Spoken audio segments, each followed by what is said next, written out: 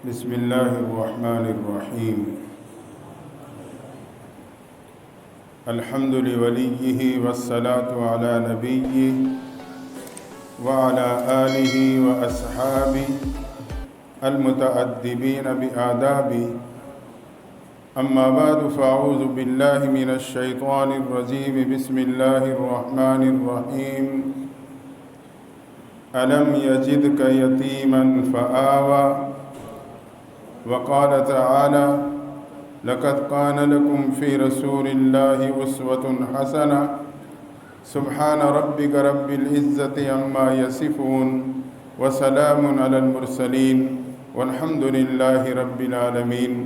درود شریف. اللهم صل على سيدنا ومولانا محمد وعلى آل سيدنا ومولانا محمد وبارك وسلم وصلی علیہ.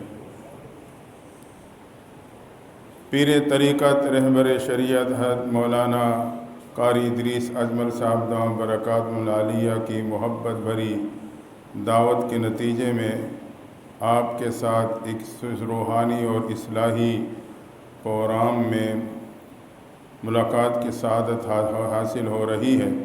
دعا ہے اللہ تعالیٰ ہم سب کے مل بیٹھنے اور سننے سنانے کو قبول فرمائے. میں اشتہار کے عنوان کی مناسبت سے کچھ باتیں آپ کے سامنے رکھوں گا. مقصد میلاد مصطفیٰ غالباً ایسے عنوان ہے.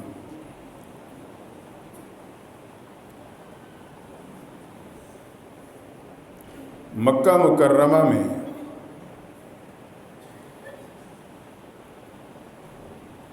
ایک ماں باپ کے ہاں بچہ پیدا ہوا.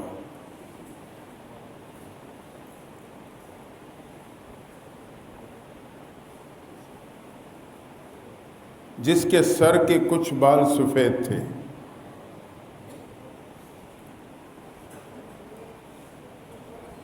لیکن اس سے پہلے یہ بات ذہن میں رہے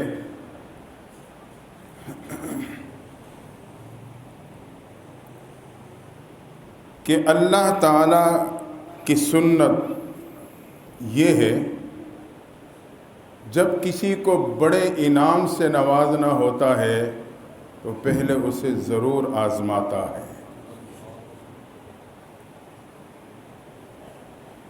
میں نے اور آپ نے اگر ایک مٹی کا برتن بھی خریدنا ہو، گھڑا خریدنا ہو، تو کم از کم 3 دفعہ تو اسے کھڑکا کے دیکھتے ہیں. تربوز لینا ہو اسے بھی 3 دفعہ وہ ہاتھ لگا کے دیکھتے ہیں.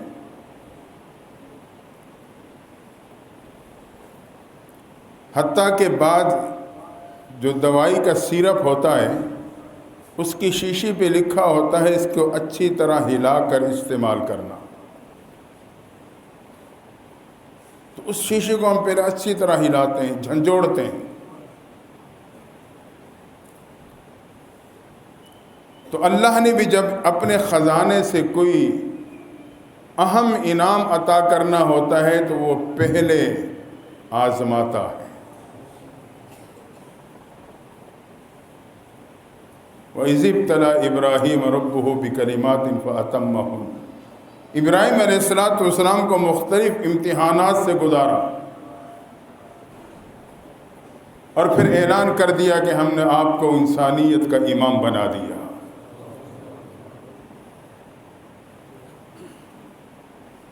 وَإِذَا مَسَّتْهُمُ الْبَأْسَاءُ وَالضَّرَّاءُ.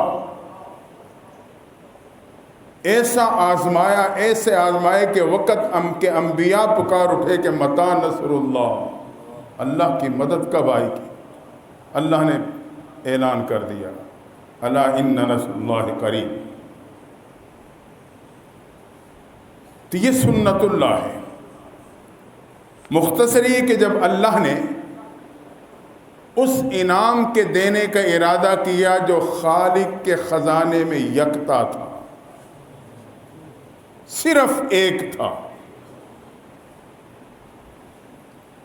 تو وہ انعام عطا کرنے سے پہلے اللہ تعالیٰ نے 3 شخصیات کو آزمایا ہے.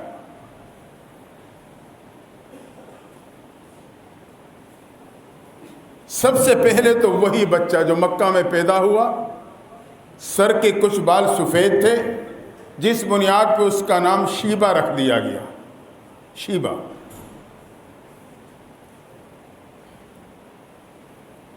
اللہ کی شان بچپن ہی میں باپ کے شفقت کا سایہ اٹھ گیا.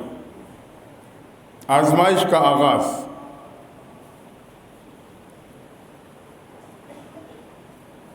والدہ اپنے بچے کو لے کر اپنے عزیزوں کے ہاں مدینہ منورہ منتقل ہو گئی. یہ بچہ لڑکپن کو، جوانی کو پہنچا.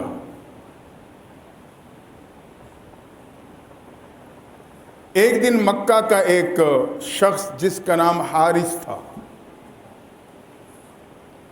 وہ سفر کرتے ہوئے مدینہ منورہ پہنچا. مدینہ کے اوائل میں داخل ہوا تھا کہ کیا دیکھا کچھ نوجوان بچے ہیں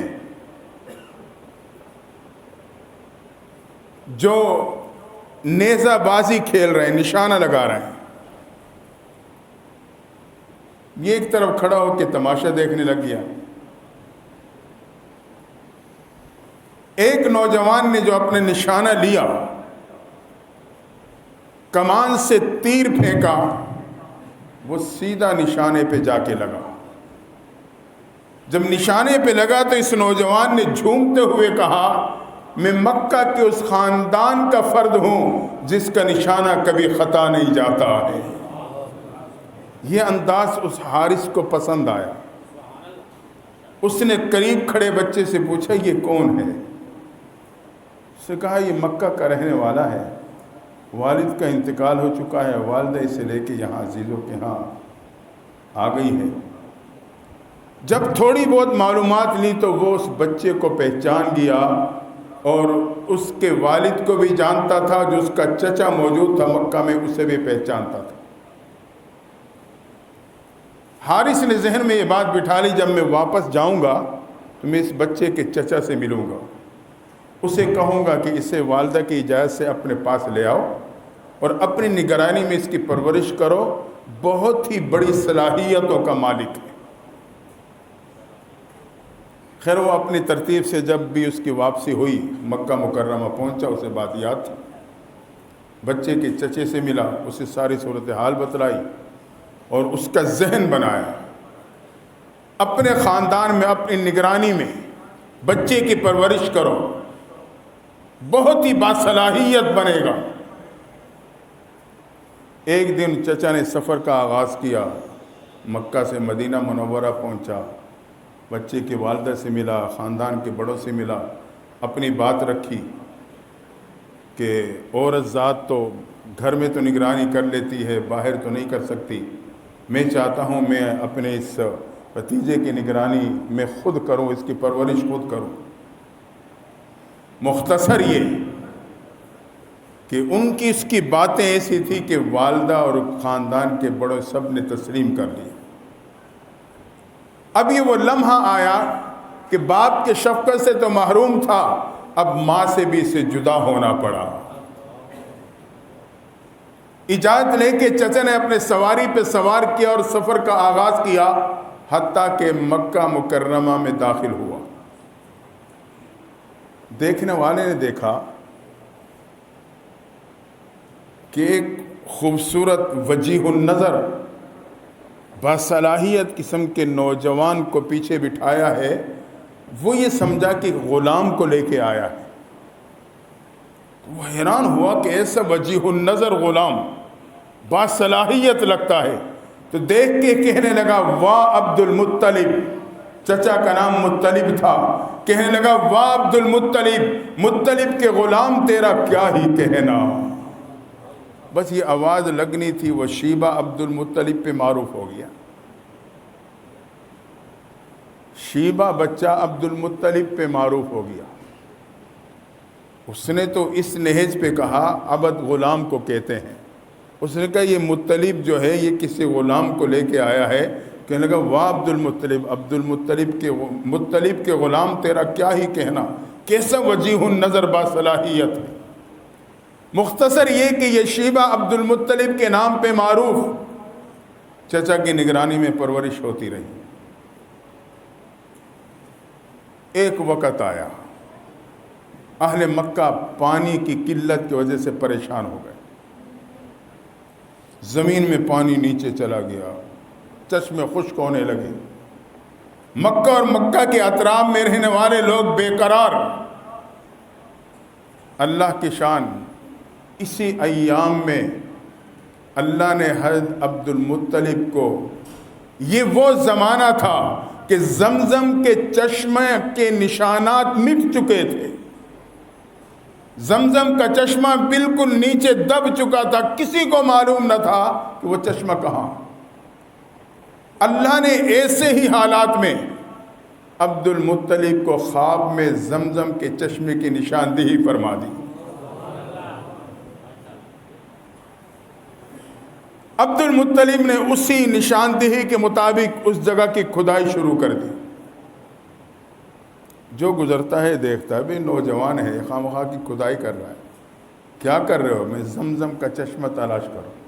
انہوں نے کہا بھائی یہ تو ناممکن سے کام کر رہے ہو، اسے گرمی میں لگے ہوئے ہو، گرمی میں لگے ہوئے اتنی محنت کرو، زمزم کے چشمے کا تو پتہ ہی نہیں۔ مختصر یہ کہ لگے رہے، حتیٰ کہ ایک دن دل میں بات آئی کہ اگر اللہ نے مجھے 10 بیٹے دیے نا تو ایک بیٹا اللہ کے نام پہ قربان کر دوں۔ بھئی میرے 10 بیٹے ہوں، میرے ساتھ دائیں بائیں کھڑے کام کر رہے ہوں تو کتنی آسانی ہو جائے گی۔ اللہ کی شان، ایک دن آیا کہ زمزم کا چشمہ زمین سے پھوٹ پڑا۔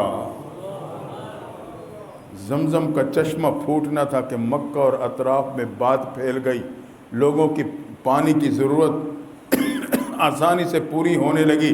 اب جب لوگوں نے دیکھا اس نوجوان کے ہاتھ تو اتنا بڑا کارنامہ، تو تمام علاقے کے عمائدین جمع ہوئے اور عبد المطلب کو متفقہ طور پہ خانہ کعبہ کا متولی بنا دیا۔ آپ کعبہ کے متولی بن گئے۔ رب نے ایک مقام دینا تھا نا، آزمائش سے گزارتے ہوئے ملنے والا انعام بہت بڑا تھا۔ حتیٰ کہ ایک وہ وقت آئے کہ آپ کے بیٹوں کی تعداد 10 ہو گئی۔ آپ کو منت یاد آئی کہ رب 10 بیٹے دے گا، ایک قربان کر دوں گا۔ اس وقت جائز ترتیب تھی۔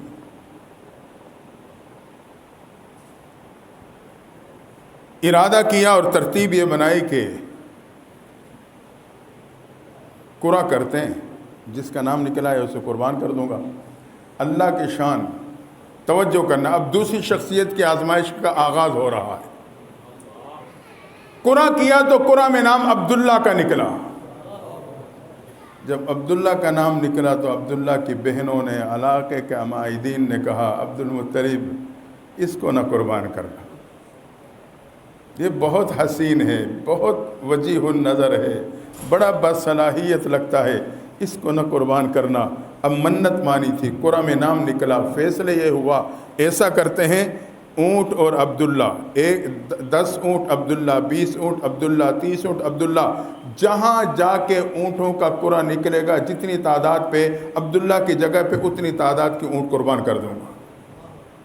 قرعہ اندازی شروع ہوئی، 10 اونٹ اور عبداللہ میں قرعہ ہوا، نام عبداللہ کا نکلا، 20 اونٹ عبداللہ نام عبداللہ کا نکلا، 30 اونٹ عبداللہ نام عبداللہ کا نکلا۔ مختصر یہ کہ 100 اونٹ اور عبداللہ پہ جب قرعہ ہوا، اب وہ قرعہ اونٹوں کے نام پہ نکل آیا۔ عبد المطلب نے بیٹے عبداللہ کی جگہ پہ 100 اونٹ اللہ کے نام پہ قربان کر دی۔ یہ دوسری شخصیت کی آزمائش شروع ہو چکی، حتیٰ کہ عبداللہ جوانی کی عمر کو پہنچے، مکہ سے باہر کا سفر تنے تنہا آپ کر سکتے تھے، تو ایک دن ضرورت کی بنیاد پہ آپ کو مکہ سے مدینہ جانا پڑا، تنے تنہا سفر شروع کر دیا۔ راستے میں مختلف بستیاں ہیں یہودیوں کی، آپ میں سے بہت سے لوگوں نے اب بھی دیکھا ہوگا کہ جب آپ مدینہ منورہ سے مکہ مکرمہ یا مکہ سے مدینہ طائف کے راستے پہ جائیں تو بہت ساری بستیاں جگہ جگہ پہ ان کے اثرات آپ کو اب بھی ملیں گے۔ بہت ساری بستیاں چھوٹی چھوٹی چھوٹی چھوٹی. عبداللہ سفر پہ روانہ. ایک بستی کے پاس سے گزر ہوا.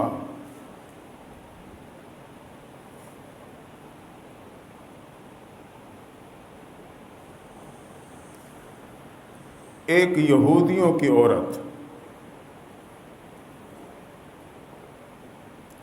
جو اکثر راستے میں کھڑی رہتی تھی کسی آنے جانے والے کے انتظار میں، وہ کسی چیز کی تلاش میں تھی.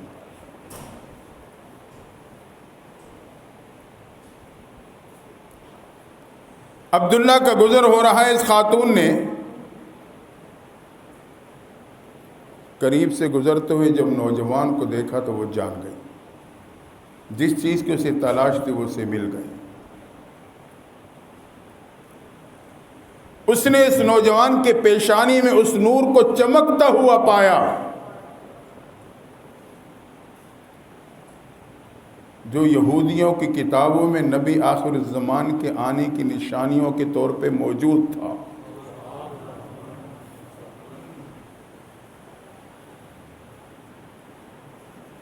خاتون نے پانی پیش کیا. کچھ دیر نوجوان رک جائے گا اور کہنے لگی کہ میں آپ کے نکاح میں آنا چاہتی ہوں. عبداللہ نے کہا کہ والدین کے بغیر میں یہ قدم نہیں اٹھا سکتا. اصرار کیا، ناکام رہی. اب چونکہ آزمائش تھی تو اس خاتون نے کہا اچھا مجھے نکاح میں مت لو لیکن ویسی ایک ملاپ کا موقع دے دو. عبداللہ نے کہا یہ تو میں سوچ ہی نہیں سکتا. سواری کو بھگایا اور سفر آگے بڑھتے ہوئے نکل گئے. یہ ایک آزمائش تھی جو رب کی طرف سے جھنجھوڑا گیا تھا.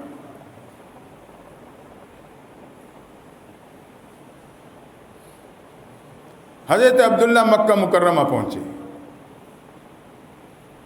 اللہ کے شان مکہ مکرمہ میں ایک قبیلہ بنو زہرہ قبیلہ آباد تھا.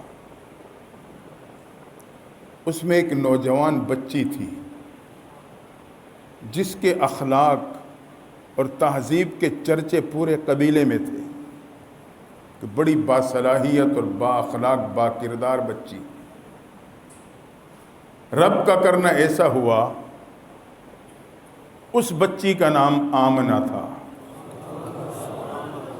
رب کا کرنا ایسا ہوا کہ عبداللہ کا نکاح بنو زہرہ قبیلے میں اسی بچی آمنہ کے ساتھ ہو گیا.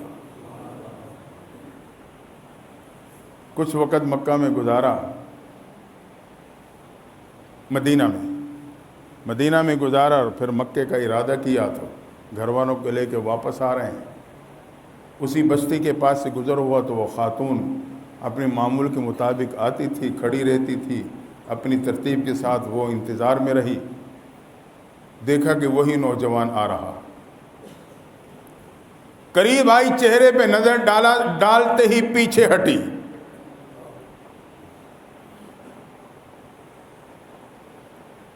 وہ نور جو اس نے جاتے ہوئے عبداللہ کے چہرے پہ دیکھا تھا وہ نور اسے پیشانی پہ نظر نہیں آیا.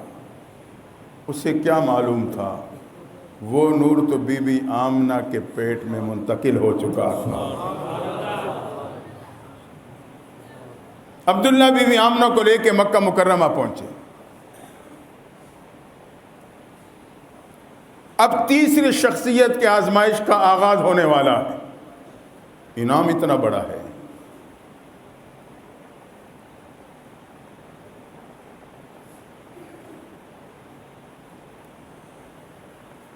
اصل میں یہودیوں کو اپنی کتابوں سے یہ بات معلوم ہو چکی تھی کہ جب نبی آخر الزمان کی آمد ہوگی تو آسمان پہ ایک سرخ رنگ کا ستارہ چمکے گا. وہ تاراش میں رہتے تھے، جائزہ لیتے رہتے تھے. اللہ کی شان وہ رات آ پہنچی. یہودیوں نے دیکھا کہ آسمان پہ ایک سرخ رنگ کا ستارہ طلوع ہے. یہودیوں میں کھلبلی مچ گئی، ہلچل پیدا ہو گئی. ستارہ بتاتا ہے نبی آخر الزمان کی آمد بالکل قریب. اب یہودیوں نے ایک کمیٹی تشکیل دی کہ پورے علاقے کو چھان لیں، جہاں جہاں یہودیوں کی بستیاں ہیں ہر جگہ جا کے گوئی کہ یہ جائزہ لیں، سروے کریں اور رپورٹ تیار کریں کہ کہاں پہ اس وقت کون سی یہودی عورت امید سے ہے۔ اللہ کی شان، اس کمیٹی نے پورے علاقے کا جائزہ لیا۔ مکمل سروے کرنے کے بعد رپورٹ پیش کی گئی کہ مدینہ اور مدینہ کے اطراف میں اس وقت کہیں بھی کوئی یہودی عورت امید سے نہیں۔ اب یہودی پریشان ہو گئے، لگتا ہے نبی آخر الزمان کی نعمت ہمارے سے چھن رہی ہے۔ کمیٹی کو مکہ مکرمہ روانہ کیا۔ جب وہ مکہ آئے اور وہاں سروے کیا تو پتہ چلا عبداللہ کے گھر بی بی آمنہ کے ہاں بچہ ہونے والا ہے۔ اب یہودی سر پیٹ کے بیٹھ گئے کہ نبی آخر الزمان کی دولت بنو اسحاق سے بنو اسماعیل میں منتقل ہو گئی ہے، ہم اس سے محروم کر دیے گئے۔ وہ دن اور آج کا دن یہودی مسلمانوں کے خیر خواہ نہیں ہو سکے کہ اس نعمت سے ہم محروم ہو گئے۔ بنو اسحاق کے بجائے بنو اسماعیل میں نعمت منتقل ہو گئی۔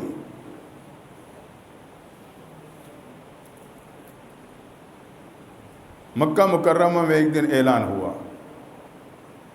کہ ایک تجارتی قافلہ ملک شام کے لیے روانہ ہو رہا ہے۔ اللہ کی شان، اس میں حضرت عبداللہ بھی شامل تھے۔ جب بی بی آمنہ نے سنا کہ عبداللہ تجارتی قافلے کے ساتھ جا رہے ہیں، مہینوں کے سفر تھے، اداس ہو گئی، بے قرار ہو گئی۔ عبداللہ گھر آئے تو دیکھ کے سمجھے کہ بی بی آمنہ اداس ہے، حوصلہ دینے لگے، آمنہ پریشان نہ ہونا، جلدی لوٹ کے آؤں گا، جلدی واپس لوٹوں گا۔ اور آمنہ یہاں کا دستور ہے، جب کوئی تجارتی قافلہ واپس آئے تو گھنٹی بجائی جاتی ہے، جس کو سن کے ہر ایک کی رشتہ دار عزیز و اقارب باہر آتے ہیں اور اپنے عزیز کو لے کر اسے گھر لے جاتے ہیں۔ آمنہ جب وہ گھنٹی آپ بھی سننا تو آپ بھی گھر کے دروازے پہ آ کے پردے کے پیچھے کھڑی ہو جانا، میں آ کے آپ کے ساتھ محبتوں کے ساتھ ملاقات کروں گا۔ آمنہ کو حوصلہ دیا، انہوں نے حوصلہ پکڑا ہے تو عبداللہ اجازت لے کے روانہ ہو گئے۔ مختصر یہ قافلہ ملک شام پہنچا، تجارت کرتے ہوئے واپس جب مدینہ منورہ کے اطراف میں پہنچا تو حضرت عبداللہ بیمار پڑ گئے، بیمار ہو گئے۔ بیماری کی یہ کیفیت بنی کہ قافلے والوں نے مشورہ کیا کہ حضرت عبداللہ کو ان کے عزیزوں کے ہاں مدینہ میں قیام کروا دیتے ہیں اور قافلے کو روانہ کر دیتے ہیں۔ چونکہ ایسا ہی ہوا، حضرت عبداللہ کو مدینہ میں عزیزوں کے ہاں ٹھہرا دیا بیماری کی وجہ سے۔ قافلہ مکہ مکرمہ پہنچا، گھنٹی بجی، ہر ایک اپنے عزیز کو، کسی کا والد ہے، کسی کا بیٹا ہے، کسی کا بھائی ہے، چچا اور ماموں ہیں، لینے کے لیے آئے۔ حتیٰ کہ بی بی آمنہ بھی دوڑ کر گھر کے باہر کے دروازے کے پاس پردے کے پیچھے سے انتظار میں کھڑی ہو گئی، میرا عبداللہ آئے گا، پیار و محبت سے ملاقات ہوگی، اس کے انتظار میں کھڑی ہیں۔ حتیٰ کہ ہر کوئی اپنے عزیز کو لے کے گھر پہنچا، لیکن عبداللہ گھر کے دروازے پہ نہ پہنچے۔ بی بی آمنہ اداس ہو گئی، اسی طرح واپس کمرے میں لوٹی۔ عزیز و اقارب کو پتہ چلا کہ عبداللہ بیمار ہو چکے ہیں اور مدینہ منورہ میں ٹھہرا دیا گیا۔ بی بی آمنہ کے پاس آئے، انہیں حوصلہ دیا، آمنہ پریشان نہ ہونا، ہم جاتے ہیں۔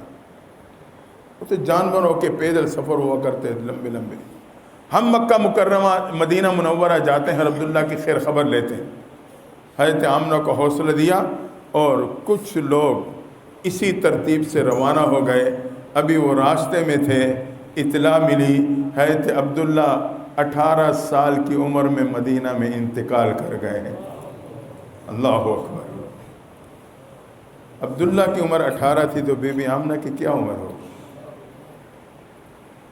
رب نے جھنجھوڑا، آزمایا، انعام بہت بڑا تھا، خزانے میں یکتا تھا۔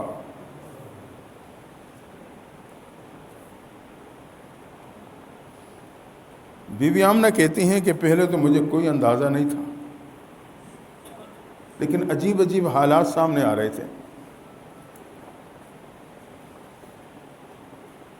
راستے پہ چلتی تو درخت جھک جھک کے مجھے سلام کرتے، کوئی پاؤں کے نیچے پتھر آ جاتا تو موم کی طرح نرم پڑ جاتا، پانی لینے کے لیے کنویں پہ جاتی تو وہ پانی کنویں کے کنارے پہ آ کے قدموں کے بوسے لیتا، حتیٰ کہ جب مکہ کی عورتوں کو پتہ چلا کہ یہ پانی تو بہت نیچے سے نکالنا پڑتا ہے، لیکن جب آمنہ آتی ہے تو پانی خود بخود اوپر آ جاتا ہے، تو آمنہ کہتی ہیں اب جب میں پانی لینے جاتی تو عورتیں مجھے پکڑ کے کھڑا کر لیتی، آمنہ کھڑی رہنا تاکہ ہم بھی اپنے برتن بھر لیں، جب تک آپ کھڑی رہتے ہو پانی اوپر رہتا ہے، جب آپ چلی جاتی ہو پانی واپس چلا جاتا ہے، ہمیں مشکل ہو جاتی ہے۔ بی بی آمنہ کہتی ہیں جب میں کنویں پہ پہنچتی تو پانی بالکل کنارے پہ آ جاتا۔ کہتے میں بھی حیران ہوتی کیا حالات ہیں۔ ایک رات خواب میں بتلایا گیا، آمنہ تجھے مبارک ہو، تو نبی آخر الزمان عظیم ہستی کی ماں بننے والی ہے۔ کہتے اس وقت مجھے پتا چلا کہ یہ سارے حالات یہ محبوب پیغمبر کے استقبال کے انتظامات تھے۔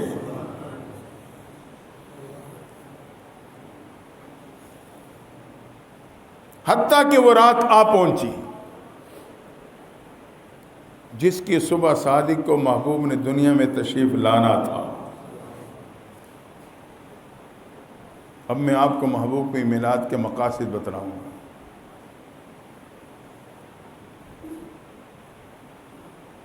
صبح صادق کے لمحے میں آپ نے دنیا میں آنا تھا، لیکن اللہ کی شان، اسی رات بی بی آمنہ کے گھر کی یہ حالت کہ ڈیوے میں تیل تک نہیں کہ اسے جلایا جا سکے،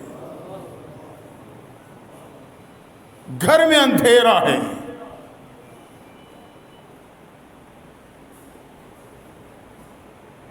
رب کی منشا یہ تھی، وہ اپنے بندوں کو بتانا چاہتا تھا میرے بندوں مجھے اور میرے محبوب کے ظاہری کموں کی ضرورت نہیں۔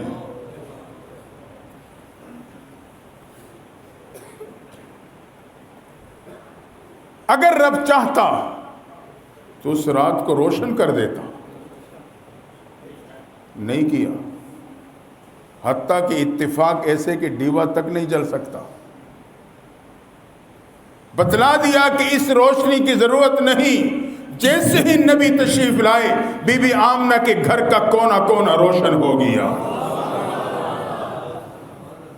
میرے محبوب نے اپنی میلاد کا مقصد بتا دیا، میرے امتی میلاد کی خوشی منانا چاہتے ہو ضرور مناؤ، لیکن اس انداز سے مناؤ کہ تمہارے اخلاق اور کردار سے تمہارا پورا ماحول روشن ہو جائے۔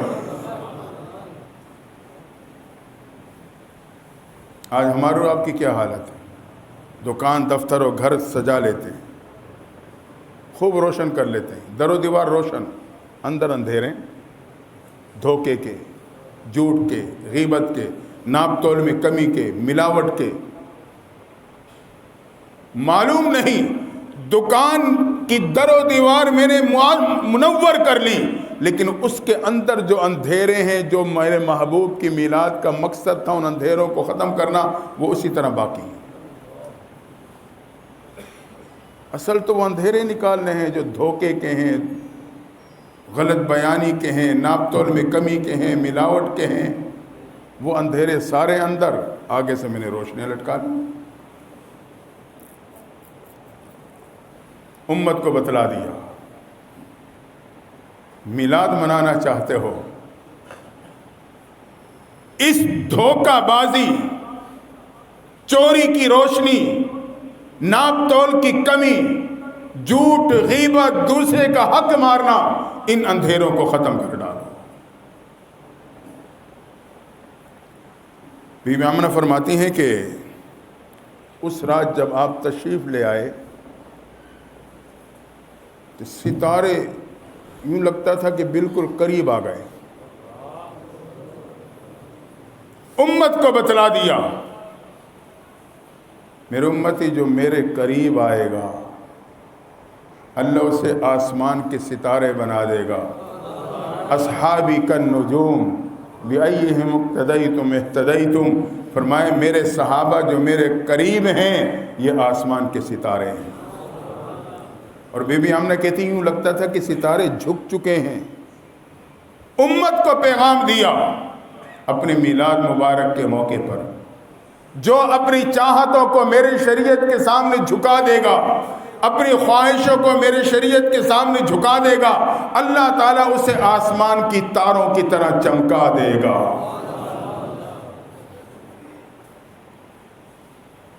اور بی بی آمنہ کا فرمان ہے کہ دنیا میں آتے اب سجدے کی حالت میں پلٹ گئے، سجدے کی حالت میں پلٹ گئے. امت کو بتلا دیا میرے امت میلاد منانا چاہتی ہے، میری میلاد کی خوشی منانا چاہتی ہے تو میری میلاد کی خوشی یہ ہے کہ اپنی پیشانی کو رب کے سامنے جھکا دینا.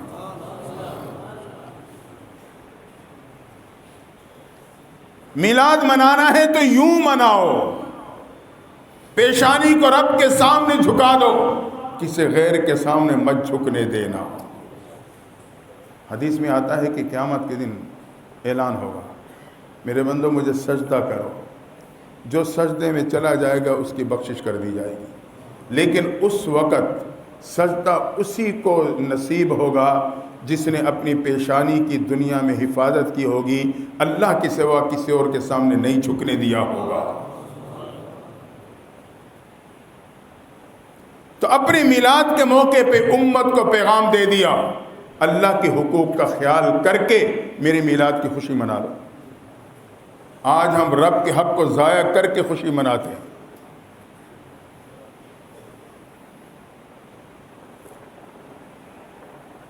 جب آپ دنیا میں تشریف لائے فارس میں 1500 سال سے مسلسل جلنے والی آگ یک لخت بجھ گئی، نہ بجھنے والی آگ یک لخت بجھ گئی. امت کو پیغام دیا میرے امتی میں آگ لگانے نہیں آگ بجھانے آیا ہوں.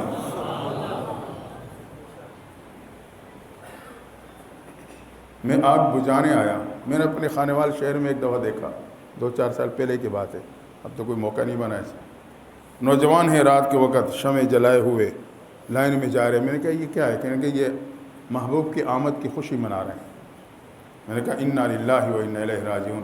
محبوب تو آگ بجھانے آئے تھے اور یہ آگ جلا کے محبوب کی آمد کی خوشی منا رہے ہیں.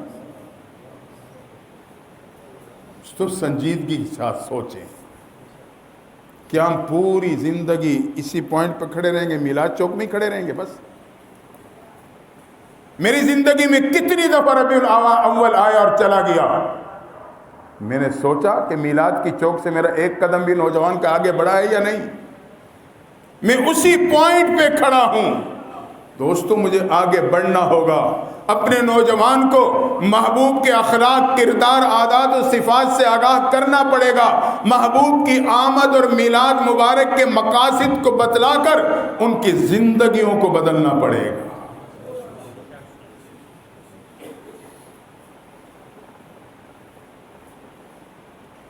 آج ہم معاشرے میں آگ لگا کے کہتے ہیں ہم میلاد منا رہے ہیں.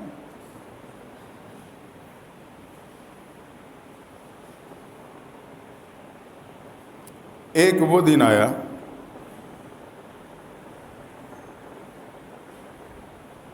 طائف کے قریب بنو سعد قبیلے کی 10 عورتیں مکہ کی بستی کا سفر کرتے ہیں کہ بچے گود میں لیں گے، پالیں گے، کچھ معاوضہ ملے گا. چل پڑی. ایک کی سواری نے ساتھ نہ دیا، 9 آگے نکلی، انتظار کرنے لگی. جب یہ پہنچی تو پھر چل پڑی، پھر سواری نے ساتھ نہ دیا. 9 میں سے ایک نے کہا چھوڑو حلیمہ کو، ہماری بھی راستہ مارے گی. جلدی مکہ کی بستی میں پہنچو، مالدار بچوں کو گود میں لے لو، یا کم از کم جس کا باپ موجود ہو، یتیم نہ ہو، اسے اٹھا لو، کچھ نہ کچھ معاوضہ تو مل جائے گا. 9 کی 9 مکہ کی بستی میں پہنچی. یہ کے بعد دیگر محبوب کے دروازے پہ بھی جاتی ہیں، لیکن اللہ کو 9 کے 9 دامن محبوب کی تربیت کے لیے پسند نہیں تھے، کیونکہ ان کے دامن میں مال و دولت کی محبت نے جنم لیا تھا، حرص و حوث ان کے دامن میں کھیلتے نظر آتے تھے۔ یہ 9 کے 9 محبوب کے در پہ پہنچے، اللہ نے ان تمام کو محبوب کے در سے محروم لوٹا دیا، خالی دامن واپس۔ مکہ سے بچوں کو لیتے ہوئے جانے لگے، اتنے تاخیر سے بی بی حلیمہ مکہ میں داخل ہو رہی ہیں۔ مکہ میں داخل ہوئے، ایک ایک کے دروازے پہ بچہ ہے بچہ ہے بچہ ہے، پتہ چلا نہیں کوئی بچہ نہیں۔ پتہ چلا کہ مکہ میں کوئی بچہ نہیں رہا سوائے ایک کے، ایک کی طرف بلانے والا ایک ہی رہ گیا تھا۔ اب حلیمہ آمنہ کے دروازے پر، حلیمہ حلم سے ہے، حلیمہ کے دامن میں حلم نے جنم لیا تھا، صبر و تحمل حلیمہ کے دامن میں کھیلا کرتے تھے۔ رب کو یہ دامن اتنا پسند آ چکا تھا کہ اللہ اس دامن کے انتخاب محبوب کی تربیت کے لیے کر چکا تھا۔ اب رب نہیں چاہتا تھا جب حلیمہ کو پتہ چلے گا میرے محبوب یتیم ہے تو کسی اور بچے کا احتمال نہ آ جائے، اس لیے حلیمہ مکہ پہنچی تو کوئی بچہ نہیں سوائے ایک کے۔ آخر کار حلیمہ آمنہ کے دروازے پہ، آمنہ بچہ ہے؟ ہاں ہے۔ باپ ہے؟ نہیں باپ نہیں، بچہ یتیم ہے۔ اب کوئی اور تھا نہیں کہ احتمال آتا۔ حلیمہ کہنے لگی اچھا آمنہ مجھے دکھاؤ تو صحیح۔ آمنہ حلیمہ کو لے کے چلی، محبوب چارپی پہ، چہرے پہ سفید چادر۔ حلیمہ آگے بڑھی، محبوب کے چہرے سے چادر ہٹائی تو محبوب پیغمبر نے آنکھیں کھولی۔ حلیمہ کو دیکھتے ہی محبوب پیغمبر مسکرا پڑے۔ آپ کا مسکرانا تھا، حلیمہ دل دے بیٹھی، ساتھ کھڑے خاوند سے کہنے لگی مجھے یہاں سے کچھ ملے یا نہ ملے لیکن اس بچے کی معصومانہ مسکراہٹیں وہ تو میرے دل کو تسلیاں دیتی رہیں گی۔ خاوند نے کیا کہا؟ حلیمہ اٹھا لو، عسى اللہ ان یجعل لنا فیہ برکہ، شاید اللہ اس بچے میں ہمارے لیے برکتیں پیدا کر دے گا۔ امت کو پیغام دے دیا، میرے نوجوان امتی میلاد منانا چاہتا ہے، ماں کے چہرے کو مسکراتے ہوئے دیکھ لے، میری میلاد کی خوشی تجھے نصیب ہو جائے گی۔ آج میرا نوجوان میلاد تو مناتا ہے اپنے انداز سے، لیکن ماں باپ کے چہرے کو محبت سے دیکھنے کے لیے تیار نہیں۔ 5-6 سال پہلے کی بات ہے، مجھے بات یاد آ جاتی ہے۔ میں خانوال خانقاہ کے دروازے پہ کھڑا، ایک بڑھیا ماں آئی، قریب ہو گئی، میں اسے دیکھ رہا ہوں، کچھ بات کہتے کہتے رک گئی، دل بھر آیا اور رو پڑی۔ میں نے کہا اماں کیا بات ہے، کیوں رو رہی ہو، کیا پریشانی ہے؟ اپنے آپ کو سنبھالتے ہوئے کہنے لگی بیٹا، میرا نوجوان بیٹا مجھے کتیا کہہ کے پکارتا،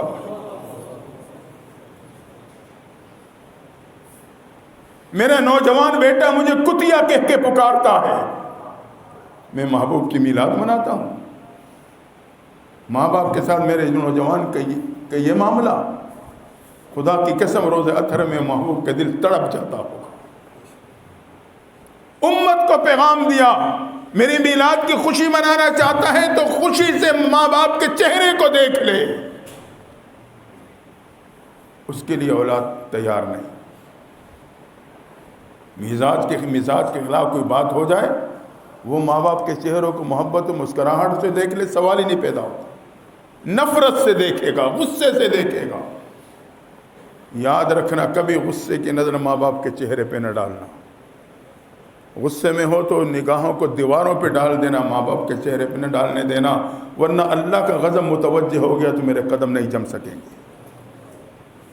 یہ چہرہ وہ چہرہ ہے جس کو محبت سے دیکھنے پر اللہ مقبول حج عمرے کا ثواب عطا کرتا۔ دیوبندی میلاد مناتے ہیں لیکن اس طرح مناتے ہیں۔ بی بی آمنہ نے اٹھا لیا، بات یاد ہے؟ بی بی آمنہ نے اٹھا لیا، آگے آگے، بی بی آمنہ پیچھے پیچھے، حلیمہ نے اٹھا لیا۔ اب حلیمہ محبوب کو لے کر دروازے سے نکل رہی ہیں، بی بی آمنہ پیچھے ہیں، اپنے لخت جگر کو ڈھیروں دعائیں دیتے ہوئی رخصت کر رہی ہیں۔ گھر سے نکلتے نکلتے امت کو پیغام دیا، میرے امتی گھر سے جب بھی نکلنا، کسی سفر پہ جانا، کام پہ جانا، ماں باپ کی دعائیں لے کے جانا، اللہ کامیابی کے ساتھ لوٹا دے گا۔ اس وقت بی بی آمنہ کو کیا معلوم تھا؟ میرے لخت جگر جو محمد بن عبداللہ ہے، ایک وقت آئے گا اللہ اسے محمد الرسول اللہ بنا دے گا، لیکن دعائیں دیتے ہوئے رخصت کر رہی ہیں۔ محبوب ماں سے دعائیں لیتے ہوئے جا رہے ہیں، امت کو پیغام دے دیا، گھر سے چلنا تو ماں باپ سے دعائیں لے کے چلنا، اگر ماں باپ دنیا سے جا چکے ہیں تو انہیں دعائیں دے کے چلنا۔ حلیمہ نے گود میں لیا، حلیمہ کے خاوند سواری پہ سوار ہوئے، حلیمہ آپ کو لے کے پیچھے بیٹھ گئی، سواری اٹھنے کا نام نہیں لیتی، چلنے کا نام نہیں۔ حلیمہ کا خاوند حیران ہے کہ یہ تو ابھی تو یوں لگ رہی تھی دوڑ پڑے گی، ایسے رکی ہے کہ نام ہی نہیں لیتے ہلنے کا۔ نیچے اترے، ادھر ادھر دیکھا، وہ پھر چلنے کے لیے تیار، پھر اوپر چڑھے کہ اب یہ دوڑے گی، پھر وہ وہیں کھڑی کی کھڑی۔ 2-3 دفعہ ایسے ہوا تو انہیں اندازہ ہو گیا کہ شاہ سوار پیچھے ہے، وہ آگے آئے گا تو سواری چلے گی۔ آمنہ محبوب کے لے کے آگے بیٹھی، خاوند پیچھے بیٹھا، اب وہ سواری ایسے دوڑی کہ دوسروں کی سواریوں کو پیچھے چھوڑ گئی۔ امت کو پیغام دیا، میرے امتی اگر تو اپنی زندگی میں میری شریعت کو مقدم رکھے گا تو تیری زندگی کی سواری کامیابی کے ساتھ تیز رفتاری کے ساتھ منزل کی طرف بڑھتی چلی جائے گی، بغیر کسی رکاوٹ کے تو اپنی منزل کو پالے گا۔ لیکن آج کا امتی میلاد تو منانا چاہتا ہے لیکن اس کام کے لیے تیار نہیں۔ محبوب نے امت کو یہی پیغام دیا میلاد کے زمانے میں، میری شریعت کو مقدم رکھنا، رکاوٹیں ہٹ جائیں گی، تیزی کے ساتھ کامیابی کی طرف بڑھو گے۔ آج میں شریعت کو پس پس ڈال کے پھر میں کہتا ہوں جی مولوی صاحب، پیر صاحب، قاری صاحب، فلاں صاحب، کاروبار میں رکاوٹیں ہیں، لگتا ہے کسی نے کچھ دبا دیا ہے۔ میرے محبوب نے اس وقت اپنی امتی کو یہ پیغام دے دیا تھا۔ یہ میرے نبی کی میلاد کے موقع کا پیغام ہے امت کے نام۔ مختصر یہ محبوب پیغمبر بی بی حلیمہ کے غریب قدے میں پہنچ گئے، جہاں بکریوں کا دودھ بھی خشک ہو چکا تھا۔ حلیمہ کے خاوند سوچ رہے تھے دودھ کیسے پلائیں گے، کہاں سے پلائیں گے۔ جیسے محبوب پہنچے تو بکریوں میں دودھ بھر آیا، برتن پہ برتن بھر گئے، دودھ ختم ہونے کا نام نہیں لیتا۔ خاوند نے جب یہ منظر دیکھا تو کہنے لگے حلیمہ لقد اخذت مبارکہ، لگتا ہے واقعی تو کسی بابرکت بچے کو اٹھا کے لائی ہے، ایسی برکت ہے۔ اس موقع پہ بھی امت کو پیغام دیا۔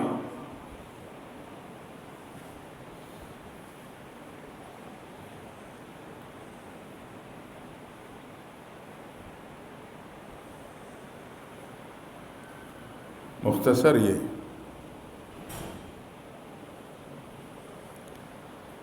بی بی حلیمہ کی بیٹی شیمہ ایک دفعہ،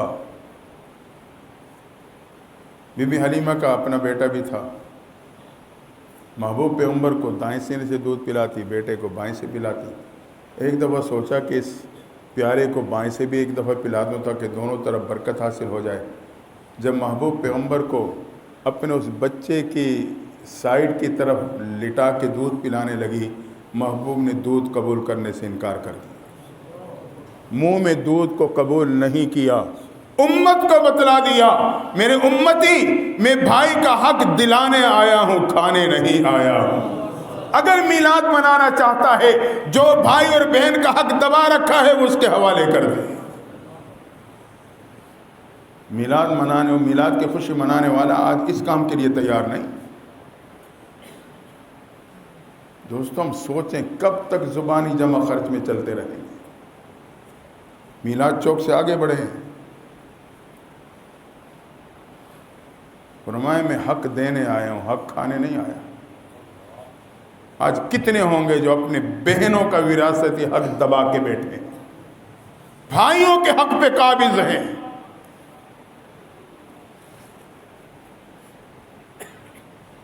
شور مچانے میں سب سے آگے، دعووں میں سب سے آگے.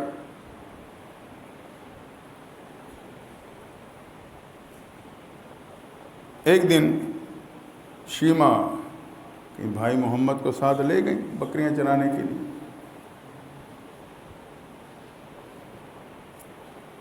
کچھ عرصہ گزرا،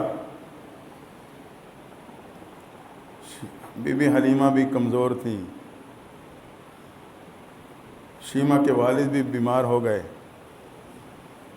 تو ایک دن حلیمہ نے اپنی بیٹی شیما سے کہا، شیما میں کمزور ہو چکی ہوں، تیرے والد بھی بیمار ہیں، بکریوں کو تو چرانے کے لیے لے جا. شیما نے کہا، اماں ایک شرط پہ لے کے جاؤں گی. بیٹی کیا شرط ہے؟ بھائی محمد کو میرے ساتھ بھیجنا پڑے گا. حلیمہ پریشان ہو گئی، ڈرتی تھی کہیں ایسا واقعہ کوئی پیش نہ آ جائے. کہا، شیما کیا بات ہے، کوئی خاص مسئلہ ہے؟ اصرار کیا. شیما کہنے لگی، اماں جان جب بھائی محمد کو ساتھ لے کے جاتی ہوں مجھے دھوپ میں بکریوں کے پیچھے بھاگنا نہیں پڑتا، میں ایک طرف سائے میں بھائی محمد کو لے کے بیٹھ جاتی ہوں، بکریاں چرتے چراتے خود بخود وہاں آ کے جمع ہو کے میرے بھائی محمد کے دیدار کرنے لگ جاتی ہیں.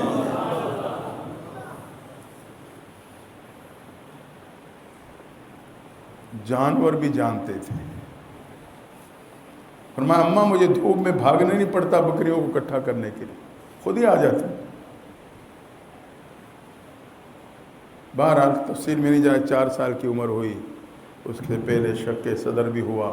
بی بی حلیمہ پریشان ہو گئی، کوئی ایسا کوئی واقعہ پیش نہ آ جائے. 4 سال کی عمر میں حضرت آمنہ کے حوالے کر کے آ گئے.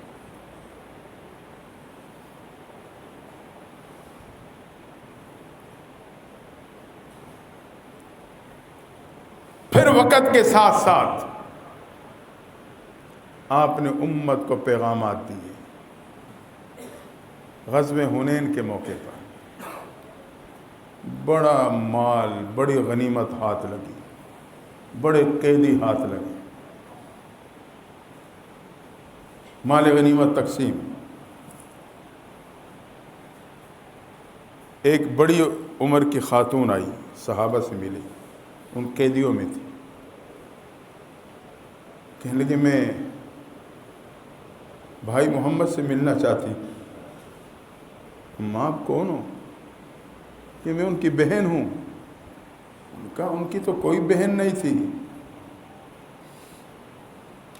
کہا، نہیں میں ان کی بہن شیما ہوں. خیر صحابہ نے جا کے محبوب سے بتایا، محبوب نے کہا کہ بلا. شیما آئی، آپ نے اپنی کملی نیچے بچھائی، کہا، شیما بہن اس کے اوپر بیٹھ جا. امت کو بتلا دیا بہن کی قدر کرنا. اپنی کملی بچھا کے بٹھایا. آج بہن گھر آ جائے تو بھائی پہ بوجھ بن جاتی ہے. احترام کیا، باتیں کی، حالات لیے. پھر پوچھا، بہن جانا چاہتی ہو یا میرے پاس ٹھہرنا چاہتی ہو؟ کہنے لگے، بھائی میں اپنے قبیلے جانا چاہتی ہوں. اجازت دے دی. جاتے ہوئے پھر رک گئی. بہن شیما کیا کوئی بات کہنا چاہتی ہو؟ ہاں بھائی، میں اگر اکیلے جاؤں گی تو قبیلے والوں کو کیا منہ دکھاؤں گی؟ جو میرے ساتھ میرے قبیلے کے لوگ قید ہیں میں درخواست کرتی ہوں انہیں بھی میرے ساتھ آزاد کر دو. مختصر یہ صحابہ سے آپ نے مشورہ کیا، بات رکھی، وہ مال غنیمت جمع کر کے وہ بھی لوٹایا، قیدی بھی ساتھ رہا کر کے اپنی بہن شیما کو بڑے اعزاز کے ساتھ روانہ کر دیا. امت کو پیغام دیا، بہن کی قدر، بہن کی عزت، رزق میں برکت آئی.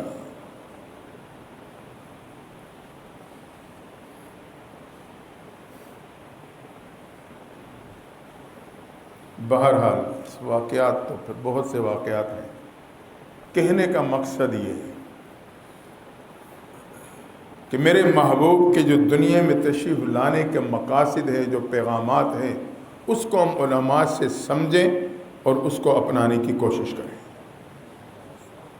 جب میں آپ کی تعلیمات اور پیغامات کو اپناؤں گا، یقیناً روز اطہر میں میرے محبوب کا دل خوشی سے جھوم اٹھے گا۔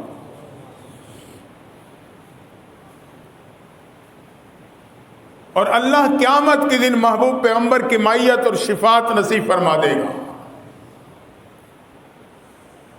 تو آج ہم یہ عزم کر کے اٹھیں، ایک بار پھر ہماری زندگی میں ربیع الاول کا مہینہ آیا ہے، اس کے مقصد کو سمجھیں، اس کے درس کو جانیں، اپنے آپ میں تبدیلی لائیں،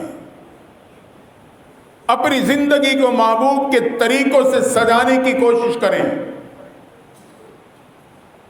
آج میرے معاشرے میں عمومی طور پہ شادی کے موقع پہ بچی کو بیوٹی پارلر سینٹر بھیج دیا جاتا ہے، وہاں ایک خاتون اپنے ہنر کے مطابق اس کے چہرے پہ مختلف رنگ چڑھاتی، مقصد یہ ہوتا ہے کہ اس کا حسن دوبالا ہو جائے، خاوند کے سامنے جائے تو پہلی نظر میں اس کی محبوب بن جائے۔ ہاں، رب کہتا ہے قُلْ إِن كُنتُمْ تُحِبُّونَ اللَّهَ فَاتَّبِعُونِي يُحْبِبْكُمُ اللَّهُ، میرے محبوب انہیں کہہ دیجئے یہ اپنے آپ کو آپ کے طریقوں سے سجا لیں، میں پہلی نظر میں انہیں بھی اپنا محبوب بنا لوں گا۔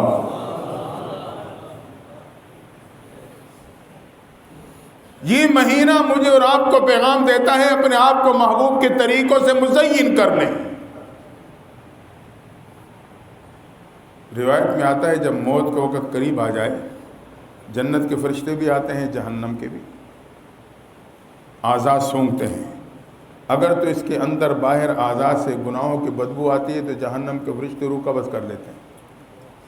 اگر نیکیوں کی، سنتوں کی خوشبو آتی ہے تو پھر جنت کے فرشتے روح قبض کر لیتے ہیں۔ تو ہم اپنے آپ کو محبوب کی سنت و طریقوں سے ایسا سجائیں جب موت کے وقت فرشتے میرے اور آپ کی جسم کے اعضاء کو سونگیں تو یہ کہنے پہ مجبور ہو جائیں یہ تو اپنے نبی کا سچا عاشق ہے۔ ہاں، یہ ہے زندگی، یہ ہے مقصد میرے محبوب کے تشریف لانے کا۔ اور آخر میں ابھی 9-10 بچوں کی دستار بندی ہوئی، بچیوں کی دوپٹہ پوشی ہوئی۔ دوستو، آج بیوٹی پارلر سینٹر پہلے تو دلہنوں کے لیے ہوتے تھے، اب دلہوں کے لیے بھی بن گئے ہیں۔ وہاں جو رنگ چڑھا کے حسن پیدا کیا جاتا ہے وہ پانی پڑنے سے زائل ہو جاتا ہے، پسینہ آنے سے زائل ہو جاتا ہے۔ حقیقت میں بیوٹی پارلر سینٹر یہ قرآن کے دینی مدارس ہیں جہاں بچے اور بچیوں کو قرآن کے رنگ میں رنگا جاتا ہے، دین کے زیور سے آراستہ کیا جاتا ہے۔ گویا کہ یہ حسن وہ حسن ہے نہ پانی سے زائل ہوتا ہے نہ پسینے سے زائل ہوتا ہے۔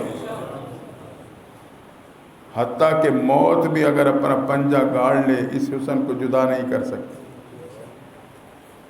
یہ عہدہ وہ عہدہ ہے جو موت بھی چھین نہیں سکتی۔ یہی وجہ ہے کونسلر سے لے کے صدر تک قبر میں اترنے کے بعد اس کے پھٹی پہ لکھا جاتا ہے سابقہ وزیر، مشیر، صدر، MNA، MPA، ناظم، کونسلر، لیکن حافظ قرآن، قاری قرآن، عالم قرآن جب قبر میں اتارا جاتا ہے اس کے نام کے ساتھ لفظ سابقہ نہیں لکھا جاتا۔ عالم فلاں، مولانا فلاں، قاری اور حافظ فلاں، عالمہ اور قاریہ فلاں۔ اس کا مطلب یہ ہے کہ یہ قبر میں اترنے کے بعد بھی عالم اور قاری ہے، قبر میں اترنے کے بعد بھی یہ عالمہ اور قاریہ ہے، یہ عہدہ موت کے بعد بھی اس کے ساتھ قائم ہے، حتیٰ کہ میدان حشر میں بھی یہ عالم اور قاری رہے گا، یہاں تک جنت جائے گا تب بھی عہدہ باقی رہے گا۔ وہاں بھی علماء کی ضرورت پڑے گی۔ جب جنتیوں کو تمام نعمتیں مل جائیں گی رب پوچھے گا میرے بندو اور تمہیں کیا چاہیے؟ اب لوگ چیمے گویاں کرنے لگیں گے، آپس میں سوچ و بچار کریں گے، ہر نعمت مل گئی، رب کہتا ہے اور کیا چاہیے؟ اب ہم رب سے مانگے تو کیا مانگے؟ کہاں جائیں گے؟ جاؤ علماء سے پوچھ لو، علماء کے پاس آئیں گے، ہمیں بتاؤ رب سے کیا مانگے؟ علماء کہیں گے جاؤ اپنے رب سے کہو اللہ ہر نعمت تو نے دی ہے لیکن اپنا دیدار عطا فرما دینا۔ رب پھر اپنا دیدار عطا فرمائے گا۔ دوستو یہ قافلہ وہ قافلہ ہے، ان سے محبت کریں، اپنے بچے بچیوں کو قرآن والوں کے ساتھ جوڑ دیں، میری دنیا بھی بن جائے گی، آخرت بھی سنور جائے گی۔ دعا ہے اللہ تعالی اس ادارے کی محنتوں کاوشوں کو قبولیت عطا فرمائے، حضرت قاری صاحب اور ان کے صاحبزادے اور یا اللہ ان کی اس محنت و کاوشوں میں اللہ اور برکت عطا فرما دے۔ وآخر دعوانا ان الحمد للہ رب العالمین۔